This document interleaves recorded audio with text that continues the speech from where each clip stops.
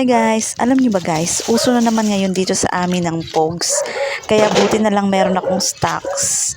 Ayan, naitabi ko yan guys noong nawala yung pagkauso. Kaya itinabi ko na lang muna. So, at least ayan ngayon meron na agad akong may refill.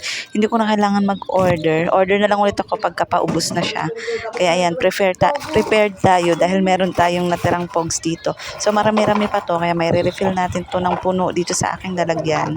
Ayan, tamang-tama talaga dahil uso na nga din naman ngayon yung pogs. Kaya ayun, i-display na agad natin para actually meron pa tong laman bago kong ni-refill.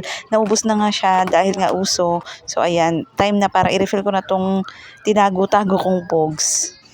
At dahil nga guys, pabalik na naman tayo ng Divisoria, pinrepair ko na tong aking display area. Ayan, inayos ko na siya guys. Yung mga nakapad ay nilagay ko na sa yung mga pwedeng ilagay sa sabitan ng mga nakapads. Nilagay ko na para magkaroon ng space. Sinadya ko talaga siya kahit may mga blanco-blanco na okay lang yan kasi parating na din naman ang aking mga bagong laruan. Ayan, para yan sa mga bago kong laruan na space na inilaan ko.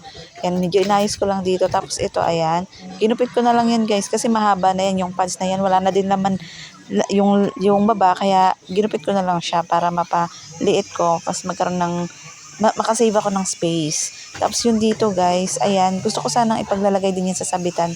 Kaya lang, yung pera dito, yung benta, makikita, may expose sa labas. Kaya, kinip ko na lang na nakaganyan. Sa ayusin ko na lang yan siya pagka dumating na yung mga bago kong laruan or nakapag-angkat na ulit ako. Kasi kung makikita nyo guys, kailangan na talaga siyang magkaroon ng mga bagong laruan. Kasi lumuluma na yung mga laruan na naka-display noong December pa yan. Inaantay ko lang talagang maubos itong aking bouncing clay. Kasi ito na lang din guys yung stocks ko ng bouncing clay. Na-refill ko na lahat ng yung mga natira doon sa kabila.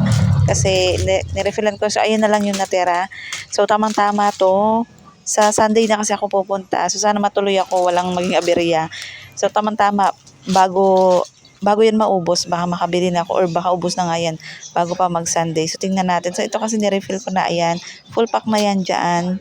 Tapos pag naubos siya na lang ulit natin refillan. Ayan. Tapos, ito nga palang mga slime guys is last stocks ko na to. Kaya kailangan ko na din pala talagang bumalik ng Divisoria kasi kailangan ko na mag-stock ulit ng mga slime. So, yun yung mga kulang ko na kailangan ko ng mapunan. Once makabalik tayo ng DV. So, ayun lang guys. Quick update lang naman dito dahil pabalik lang natin ng Divisoria.